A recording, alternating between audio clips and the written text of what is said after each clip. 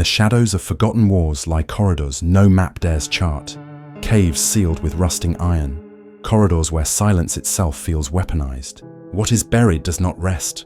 It breathes through missing pages and broken seals, through whispers of files that never should have existed. Somewhere between loyalty and betrayal, invention and atrocity, lie truths erased with deliberate precision, as if memory itself was an enemy to be conquered. The echoes that remain are scattered fragments, burned ledgers, coded radio bursts, blurred photographs developed in basements and filed away under keys that no longer turn. What are these fragments hiding? Perhaps a glimpse of machines that should never have flown, or experiments that should never have been conceived. Each clue is a splinter in the fabric of history, small but sharp, drawing blood when pulled. If you listen closely, you can almost hear them, the hollow resonance of the doors that were sealed, and the voices demanding that they never be opened again. Chapter 1. Shadows Beneath Operation Paperclip. The collapse of the Third Reich in May 1945 was not the clean victory that Allied propaganda proclaimed to the world. Beneath the jubilation of VE Day and the solemn speeches of Roosevelt's successor, Harry S. Truman, a different war had begun. It was not fought with tanks or bombers, but with files, scientists, and secrets buried in the archives of both victors and the defeated. The Americans called their effort Operation Paperclip, a recruitment drive designed to seize German scientific knowledge before the Soviets could. On paper, it was meant to secure aerospace engineers and chemists, men who could aid America's new role as a superpower. In practice, it was an exercise in amnesia, erasing the pasts of men who had overseen slave labor, tested weapons on prisoners, and built machines designed to kill civilians at unprecedented scale. The operation began in secrecy during the summer of 1945, managed by the Joint Intelligence Objectives Agency, JIOA. Official directives required background checks, but those requirements quickly collapsed under the urgency of the Cold War. Orders signed in Washington instructed field officers in the US zone of occupied Germany to sanitize records, replace incriminating SS affiliations with innocuous employment titles, and produce acceptable biographies. A typical SS Obersturmbannführer might be rebranded as a civilian engineer employed at Peenemünde. To the public, he vanished. To the Pentagon, he became an asset. Among these men was Werner von Braun, once a Sturmbannführer in the SS and technical director of the V2 rocket program. He was only the most visible face of hundreds quietly transferred across the Atlantic. The documentation that survived paints a chilling portrait of what was imported. A March 1946 JIOA memo, declassified decades later, lists 765 scientists scheduled for immediate relocation to the United States. Names on that list included Arthur Rudolph, logistics director of the V2 assembly lines at Mittelwerk, where thousands of slave laborers died under brutal conditions. He would later oversee the development of the Saturn V rocket that carried Americans to the moon. Yet the death toll from his wartime factory was buried deep in restricted files at the Pentagon. Questions raised by State Department officials about Rudolph's past were marked not pertinent to current objectives and ignored. It was not only individuals who were relocated. Entire projects crossed borders disguised as scientific samples or technical apparatus. In October 1945, Army Air Force's C-54 Skymaster transports flew from Lechfeld Air Base in Bavaria to Newark, New Jersey, carrying crates labeled aircraft components. Inside were disassembled parts of the Messerschmitt P-101, a jet fighter prototype that influenced the future design of American jets like the Bell X-5. The technology leap was astonishing, but so too was the moral compromise. These were weapons engineered for a regime that had bombed London and annihilated entire villages in Eastern Europe. Paperclip's secrecy extended beyond logistics. Interagency rivalries brewed between the US Army, the Navy, and the Office of Strategic Services remnants that would evolve into the CIA. A 1947 Naval Intelligence Memorandum complains bitterly of Army obstructionism in accessing German research on advanced submarine propulsion. The Army, it seemed, was determined to keep monopoly control over the captured scientists. The Navy responded by launching its own clandestine recruitment missions in occupied Germany, competing for physicists who had worked on underwater propulsion and sonar systems. These parallel operations created gaps in record-keeping that remain unresolved to this day. Even now, many paperclip files are marked classified for reasons of national security. The Soviets ran their own parallel program, Operation Osowieckim, seizing thousands of German engineers and transporting them east in the dead of night. Families were uprooted, entire laboratories dismantled, and railway cars stuffed with precision tools, blueprints, and human cargo rolled into the Soviet Union. The United States, watching this massive transfer, panicked. Paperclip was expanded, its rules loosened further. By 1948, at least 1,500 German scientists and technicians were on US payrolls, many living in isolated compounds in Texas, Ohio, and Alabama. Their wartime allegiances were blurred, rewritten, or simply erased. When journalists inquired, they were told nothing. The most troubling evidence emerges from fragments of correspondence between American field officers and the JIOA. In a partially declassified letter dated 11 September 1945, Colonel Donald Putt warns of significant resistance among officers in his unit tasked with escorting certain German engineers to the United States. Some of his men were veterans of the Ardennes campaign, men who had seen comrades killed by V2 strikes on Antwerp. To them, escorting von Braun's colleagues under military guard felt like betrayal. One captain reportedly wrote in his diary, "We are giving medals to the very men we should have hanged." His diary vanished after his death in 1952. Evidence also points to covert testing on American soil. In the Nevada desert near Tonopah, aerial reconnaissance photographs from 1947 show unusual aircraft shapes on temporary runways, designs resembling the flying wing concepts pioneered by the Horten brothers in Germany. Official Air Force archives describe these flights as structural tests of glider equipment. Yet eyewitness testimony from local ranchers recalls the roar of jet engines, a sound the US Air Force was not supposed to produce in that region at that time. Rumors suggest that German engineers supervised these flights under Army Air Force's oversight, their identities concealed under false names. The ethical compromises of Paperclip deepened as Cold War tensions escalated. By 1950, when North Korea invaded the South and American troops marched into yet another war, former Nazi engineers were firmly embedded within the US defense establishment. They advised on missile development, chemical weapons research, and space exploration. Their SS ranks were forgotten, their dossiers sealed. One 1952 Senate subcommittee attempted to question the Pentagon about the backgrounds of these men. The response was silence. Files requested by the committee were classified, requests denied, in the interest of national security. Even within intelligence circles, unease simmered. A memorandum from the CIA's Office of Scientific Intelligence in 1953 refers cryptically to unresolved liabilities concerning paperclip scientists. These liabilities were never specified, but historians have speculated they referred to unprosecuted war crimes. Indeed, when Arthur Rudolph was confronted decades later about Mittelwerk, he quietly renounced his American citizenship in 1984 rather than face trial. He retreated to Germany, unpunished. His role in both the deaths of thousands and the triumph of Apollo never reconciled. Today, the story of Paperclip is often told as a tale of pragmatic necessity, the United States racing to secure talent before the Soviets could. But beneath that sanitized narrative lies a darker truth. The victory over Nazism was compromised by the very methods used to secure the peace. In the hidden vaults of the National Archives, documents remain sealed. Pages that might reveal the full extent of the bargain struck between justice and power. We know enough to say that Paperclip was not just a scientific recruitment program. It was an act of willful forgetting, a reshaping of history to serve geopolitical ends. The question lingers, as it has for decades.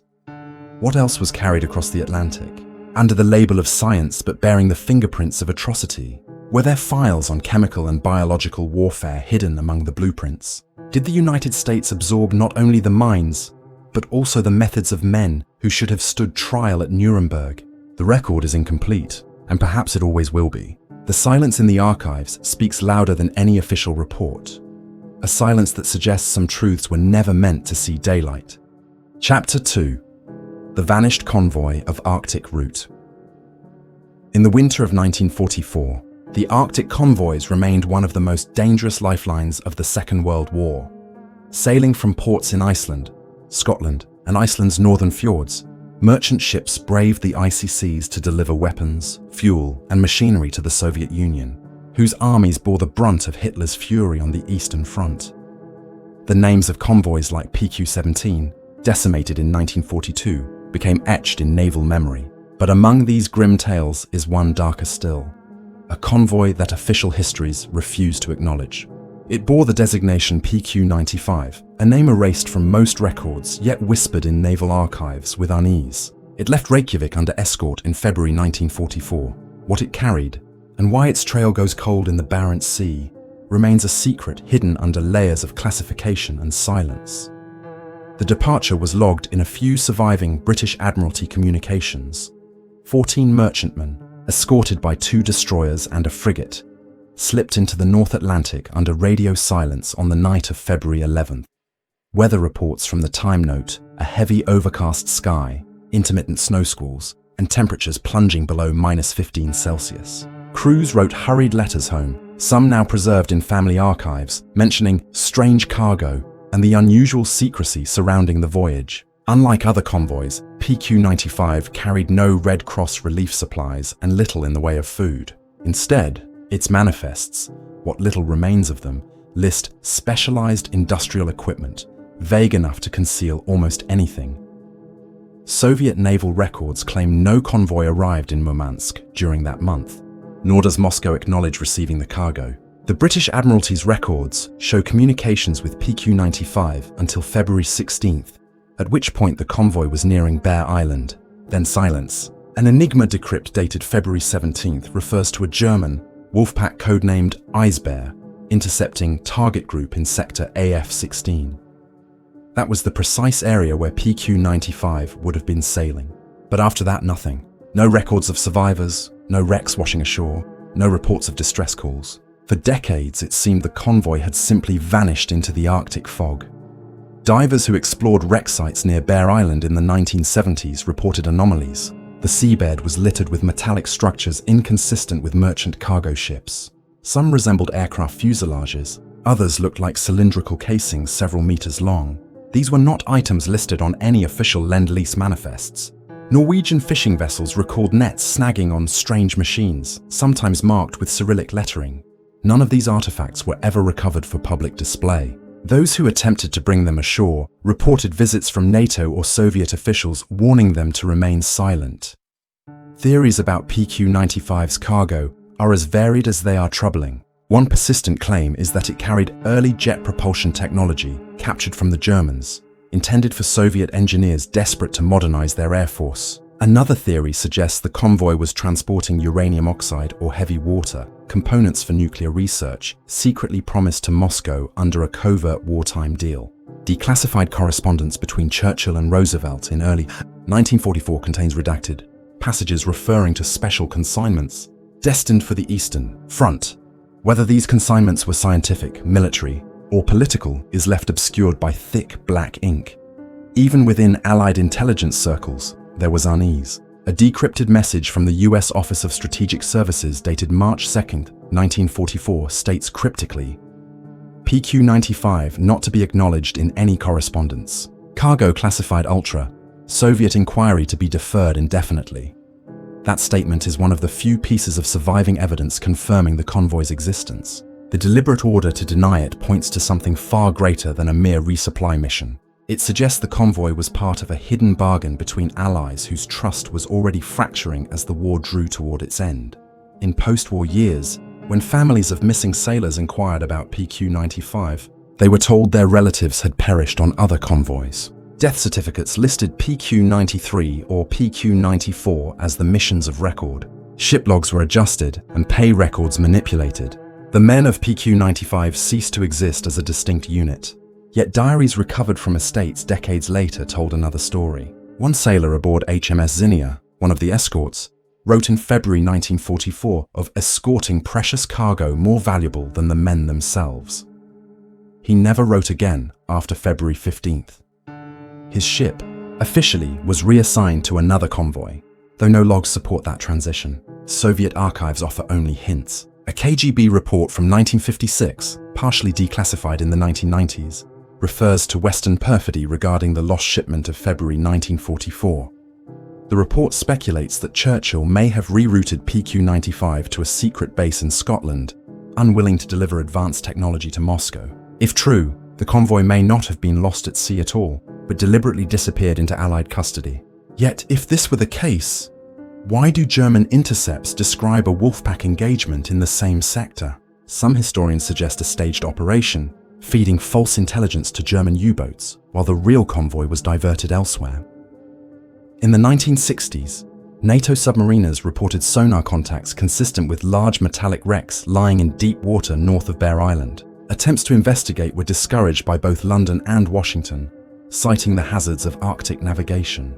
Privately, some officers admitted the wrecks corresponded to PQ-95's supposed course. Still, official recognition never came. The wreck sites remain unmarked, the names of the ships never carved into memorial stones. To the world, PQ-95 does not exist. What remains is silence and fragments. Families still keep letters that mention the final voyage and unusual cargo. A handful of documents, pried from archives under Freedom of Information requests, confirm a convoy left Reykjavik on February 11th. Beyond that, the paper trail ends.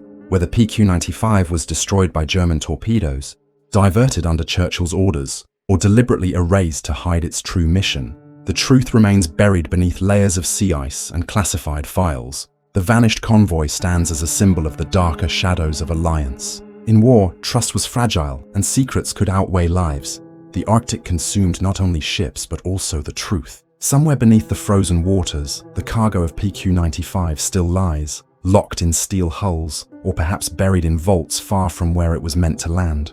Until the sealed archives are opened or the seabed yields its evidence, the fate of the convoy remains one of the greatest enigmas of the Second World War. Chapter 3: The Forgotten War Crimes of Breslau. By early 1945, as the Third Reich collapsed on all fronts, the German city of Breslau, now Wrocław, Poland, became a fortress. Declared a Festung by Hitler himself, the city was ordered to resist at all costs. German forces, led by Gauleiter Karl Hanke and General Hermann Niehoff, dug in for a siege that would last nearly 3 months.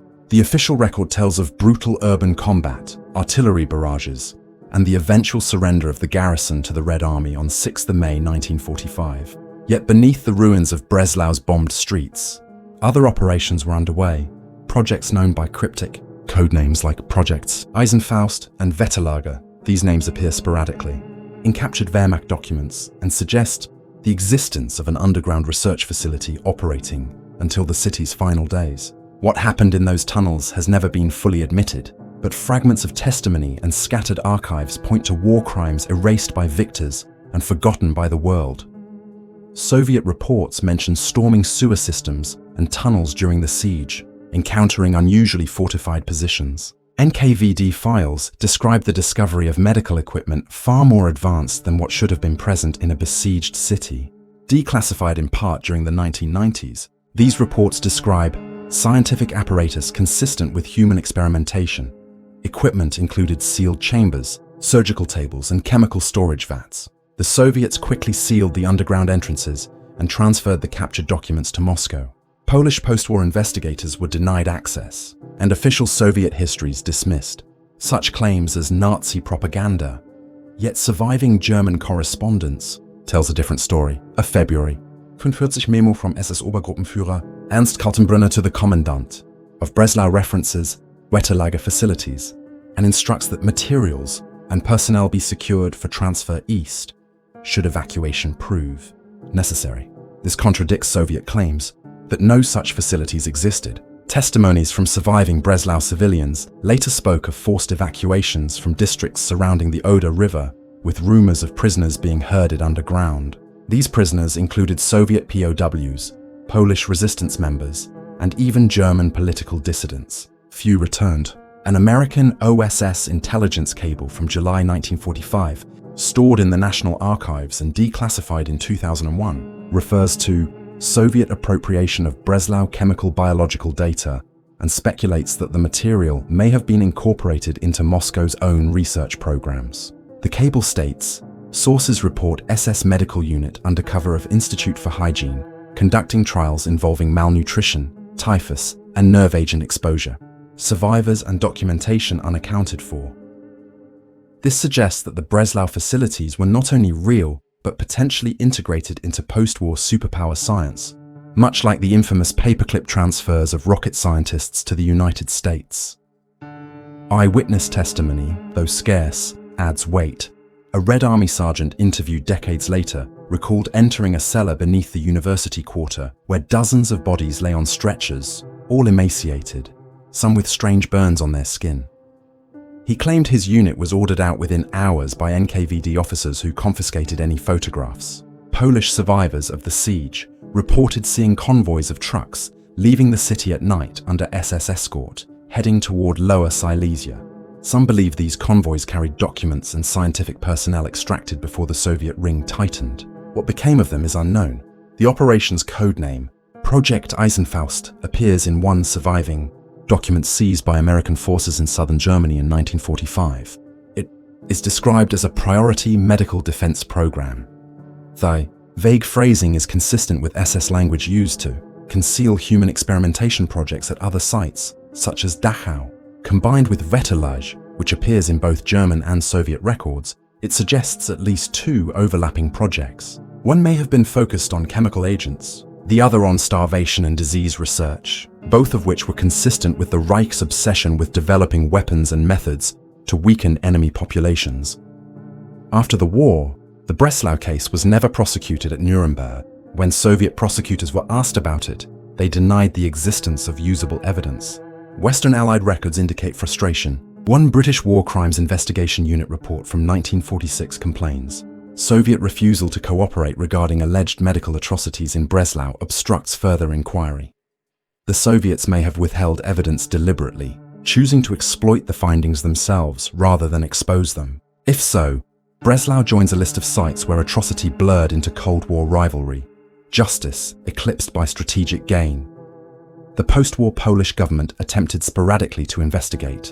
In 1961, Polish journalists sought access to the sealed tunnels beneath the city. Authorities allowed limited excavation but declared the chambers structurally unsafe after only a few hours. Reports of unexplained chemical residues surfaced, but were quickly suppressed. Survivors of the siege who spoke publicly were accused of spreading anti-Soviet lies. As Poland fell deeper under Soviet influence, any discussion of Breslau's hidden crimes disappeared from print.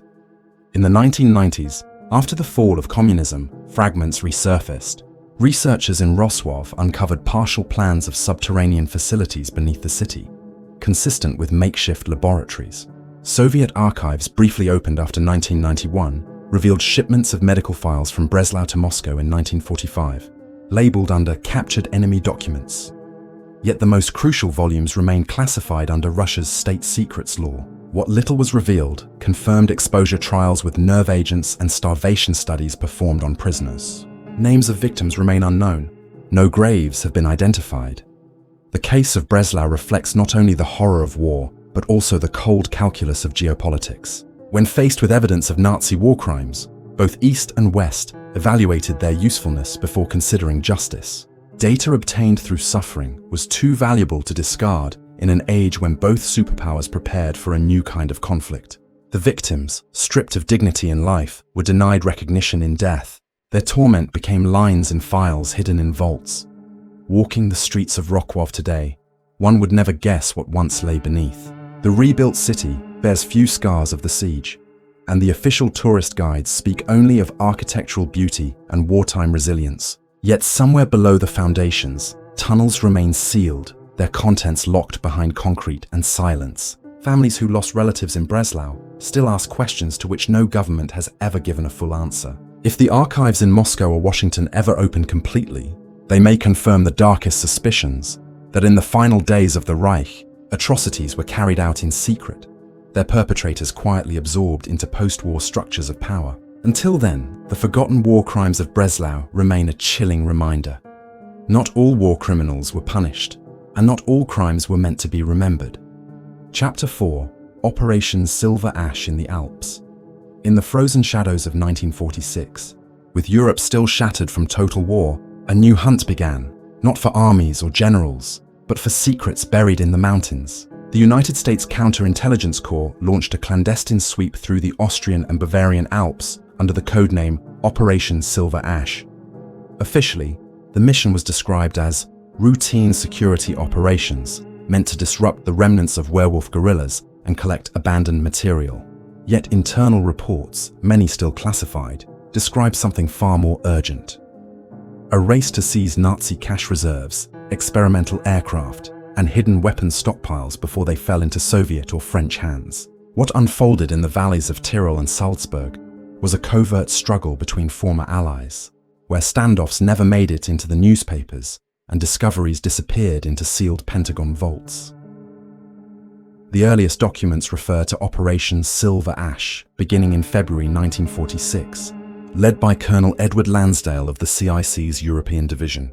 Teams were deployed from Innsbruck and Garmisch-Partenkirchen, instructed to follow leads from captured SS couriers. Many of these leads came from interrogation of prisoners who claimed knowledge of Alpine bunkers stocked with Wunderwaffe prototypes. One fragmentary German file, seized from an abandoned Gestapo office in Munich, mentioned Depot Höllental, located deep within the Zugspitze Massif. This facility, according to the document, contained both technical drawings and experimental aircraft parts. American patrols confirmed the existence of sealed tunnels, but reported that French intelligence operatives had reached the site first. A tense standoff ensued. Neither side fired, but American field notes remark that the French removed 3 rail cars of unknown cargo under heavy guard.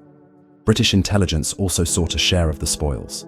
SIS agents based in Vienna intercepted communications between CIC officers, warning London that the Americans intended to monopolize captured German technology. The British, still struggling to maintain influence in post-war Europe, dispatched their own teams into the Alps. In one case, American officers reported discovering foreign operatives removing crates from a cavern near Mittenwald. The crates bore SS runes and markings consistent with Reich weapons programs. The contents remain unknown. The Americans noted the incident in their files but classified it immediately. Whether the crates were intercepted or allowed to pass has never been clarified. Rumors of nuclear material form the darkest part of the Silver Ash story. In April 1946, CIC teams exploring tunnels near Kufstein encountered sealed chambers lined with lead. Field reports describe discovering canisters of uranium oxide, likely intended for Germany's stalled atomic research. One account states the canisters were marked with the code XU-77 and accompanied by technical papers written by physicist Kurt Diebner, a figure deeply involved in Nazi nuclear efforts. The report of the discovery was transmitted to Washington and then vanished from the CIC record. Researchers believe the material was quietly shipped to the United States under Project Alsos, the Allied scientific intelligence operation. No mention of the discovery ever appeared in official reports to the public or to international authorities. Eyewitness accounts suggest the Americans were not the only hunters. Soviet agents were also active in the Tyrolean valleys, often traveling under false French identification. Local villagers later recalled convoys of unmarked trucks heading east toward Vienna, carrying what some described as engines and wings wrapped in canvas. Soviet archives, when briefly opened in the early 1990s, contained references to Alpine transfers involving jet prototypes.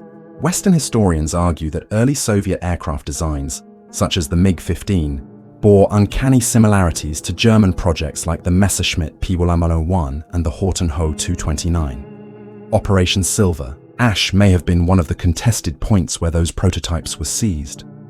Perhaps most unsettling are the reports of missing men. In May 1946, a CIC patrol near Berchtesgaden pursued leads about a hidden SS vault. Only 2 members of the unit returned, claiming the rest were ambushed by unknown operatives in Wehrmacht uniforms. Yet there were no surviving werewolf cells in that sector by then. The survivors insisted their attackers spoke Russian. Washington dismissed the report as confusion under stress. The missing men were quietly listed as non-combat casualties. Their families received no details. The area was sealed off and never reopened. The operation officially concluded in September 1946, with Washington declaring it inconclusive. The public was told only that the mission had secured minor arms caches and neutralized remnants of Nazi resistance. Yet internal CIC correspondence, preserved in part by retired officers, paints another picture. It describes unusual aircraft forms, experimental jet fuels, and sealed canisters requiring maximum security. One memo even states bluntly, certain fines to be forwarded directly to Wright-Patterson AFB under strictest compartmentalization. Within months, American engineers at that base began work on projects that would shape the coming decades of the Cold War. Some of the men involved had no idea their blueprints traced back to discoveries pulled from Alpine caves. The French, too, were suspicious. In 1947, French intelligence filed protests with Washington, accusing the Americans of seizing disproportionate spoils in violation of Allied agreements. The Americans denied the claims. The British, though privately angered, remained silent, unwilling to rupture their fragile partnership with the United States. The Soviets never acknowledged their own Alpine expeditions, though their aircraft and missile advancements in the late 1940s suggest they too reaped hidden rewards. For the public, the mountains became a place of myths, legends of Nazi gold, lost treasures, and hidden laboratories. The truth was stranger: rival powers scavenging the ruins of a dictatorship, desperate to turn horror into advantage. Today, the tunnels remain. In Tyrol and Bavaria, hikers sometimes stumble across sealed steel doors rusting into the rock. Local authorities discourage exploration, citing safety hazards. Few records survive to confirm what lies behind them. Files in American archives remain heavily redacted. Requests under the Freedom of Information Act return pages of black ink, with only words like Wetterlage, XU-77, or Silver Ash legible. The fragments point to a larger whole, but the picture remains incomplete. Operation Silver Ash illustrates a moment when the war had ended on paper but continued in practice. The hunt for Nazi secrets became the opening battle of the Cold War. Victories were measured not in liberated cities but in captured blueprints, confiscated engines, and stolen files. The men who fought in these shadows left few memorials. Their work was hidden, their discoveries rebranded, their missions forgotten. Yet the consequences live on in the technologies that define the decades to come. Standing at the mouth of a sealed Alpine tunnel today, one can only imagine what remains entombed in the cold rock. Machines that never flew, weapons never deployed, documents that could still rewrite what we think we know of the war. Operation Silver Ash was never meant to be remembered. And perhaps that is why, in the surviving files, its name is always followed by silence. Chapter 5. The Silent War of Baltic Ghost Fleets. When the guns of 1945 fell silent, the Baltic Sea did not return to peace. It became a graveyard of wrecks, scuttled U-boats, shattered destroyers, and abandoned merchant hulks. Yet in the 1950s, NATO reconnaissance flights began reporting something stranger: convoys of derelict Kriegsmarine vessels moving under Soviet guard along the Estonian coast. These hulks, officially declared destroyed at the end of the war, seemed to drift back into existence. NATO analysts labeled them the ghost fleets, but Moscow's naval ledgers listed nothing. What began as scattered sightings soon formed a pattern of secrecy, one that hinted at shadow operations, covert testing, and a deliberate erasure of truth. The first confirmed report came from a Royal Air Force reconnaissance mission in 1952. A Canberra bomber, flying out of Schleswig, photographed 3 German torpedo boats towed toward Paldiski, an Estonian port now converted into a restricted Soviet naval base. The torpedo boats bore hull markings corresponding to vessels supposedly destroyed in May 1945 near Flensburg. British analysts were baffled. How had ships scuttled in northern Germany reappeared in the Baltic 7 years later? The photographs were stamped top secret and circulated only among NATO naval commands. Publicly, the RAF denied any such sighting. US Navy intelligence took a keen interest. In declassified reports from 1954, American analysts speculated the ghost fleets were being used for weapons trials. The Soviet Navy, they argued, lacked sufficient modern targets to test radar-evading systems or dispersal of chemical agents at sea. Old Kriegsmarine hulls provided perfect cover, deniable assets that could be sunk again without paperwork. Swedish fishermen working near Gotland told their maritime authorities of hearing gunfire at night, followed by columns of smoke on the horizon. Some reported strange slicks on the water and dead fish washing ashore. Their testimonies were quietly filed away, never making newspaper columns. Soviet defectors later offered corroboration. One, a naval engineer who fled to the west in 1960, claimed the Ghost Fleet ships were equipped with modified superstructures and used to test maskirovka, Soviet deception techniques designed to fool radar and sonar. He described chemical dispersal trials conducted aboard captured destroyers, experiments that left crews in gas masks for days. According to his testimony, many sailors who participated were later transferred inland, their service records expunged. No official acknowledgement ever followed. The most dramatic incident occurred in October 1956, when a Norwegian patrol vessel detected unidentified radar contacts shadowing it off Svalbard.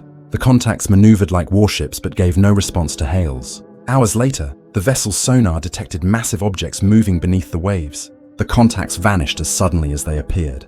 When the incident was reported to NATO command, it was classified immediately. Internal cables suggest the patrol had stumbled into a Ghost Fleet exercise zone. Maps marked with Soviet-restricted waters corresponded precisely with areas where derelict German vessels had once been reported. The secrecy surrounding the Ghost Fleets was compounded by deliberate disinformation. In 1958, Soviet publications began referring to Nazi wrecks cleared from the Baltic, presenting photographs of scuttled ships being dismantled for scrap. Western analysts noted inconsistencies. Some of the ships displayed were not German at all, but reflagged Soviet vessels. It was a cover story, designed to explain away the disappearance of wrecks that were never meant to exist in the first place. Still, the disinformation campaign was effective. Western newspapers reported the wreck clearances as routine post-war salvage, never suspecting the deeper reality. By the early 1960s, the sightings ceased. NATO reconnaissance no longer observed derelict convoys under tow, and Swedish coastal reports of nocturnal gunfire dwindled. It was as if the Ghost Fleets had finally been retired, their usefulness exhausted. The ships disappeared from view, their fate undocumented. Some historians believe they were sunk deliberately in deep water, their cargoes and modifications hidden forever. Others argue they were dismantled in Soviet yards under secrecy orders. The truth remains buried beneath layers of conflicting reports and missing files. Archival evidence suggests NATO attempted to investigate more aggressively. In 1961, US Navy fast attack boats reportedly infiltrated the Baltic disguised as fishing trawlers, their crews tasked with photographing Soviet anchorages. Declassified fragments reveal they returned empty-handed, their missions compromised by interceptions not to be disclosed. The operation was quietly terminated. Those involved never spoke publicly. One crewman's diary, discovered decades later, mentions phantom hulks in the fog, lights burning but no crew visible. His words remain the only first-person description of the Ghost Fleets from the western side. The Soviet Union never admitted to the program. Official histories deny any use of captured Kriegsmarine vessels beyond 1946. Yet parallels emerge with known Soviet practices. In the 1950s, Moscow conducted chemical and biological weapons tests on Novaya Zemlya using captured equipment. It is not implausible the Baltic Ghost Fleet served a similar purpose, floating laboratories for trials too dangerous to conduct openly. The reuse of German hulls offered plausible deniability. Ships that technically no longer existed, used in operations never intended to see the light of day. For the families of sailors lost in those waters, the silence was unbearable. In Sweden, fishermen who reported anomalies were told to remain quiet for reasons of national security. In Norway, naval patrol logs were altered to erase encounters. Even within NATO, the files were compartmentalized so tightly that few officers ever saw the full picture. Today, the archival trail is fragmented. Photographs exist, but many are grainy, cropped, or heavily redacted. Soviet documents remain locked, if they survive at all. The Ghost Fleets have become a legend in naval history, a whisper of war that never officially happened. Walking along the Baltic shores today, the sea looks calm, its waves indifferent to the secrets beneath. The wrecks of real convoys, sunk in the brutal winter of 1942, lie nearby, memorialized with plaques and ceremonies. But the Ghost Fleets remain unmarked. No graves, no monuments, no acknowledgements. Their story lingers only in the classified cables of Cold War intelligence, in the testimony of defectors, and in the memories of sailors who saw too much but could never speak. The silent war of the Baltic Ghost Fleets was not fought with declarations or flags, but with shadows, driftwood hulks, and the quiet erasure of truth. And in that silence lies its most enduring power. History pretends to conclude, but the shadows never truly close. Long after monuments crumble and the last veterans fade, there remain archives no one admits to keeping, chambers of silence where the record cuts off and the unspeakable begins. What was hidden is not lost. It waits, coiled in secrecy, alive in the margins of classified pages. Each unanswered question, each missing witness, becomes a ghost that drifts through time, knocking faintly at the present. You can bury names, you can torch files, you can build walls of silence, but absence leaves its own signature, heavy as stone. Some truths were designed never to surface, stitched into locked compartments where morality suffocates under necessity. And yet, silence is fragile. All it takes is one forgotten photograph, one misplaced page, one whisper that escapes the vault, and the entire scaffolding of secrecy trembles. Listen carefully. The echoes are still out there, waiting to be heard.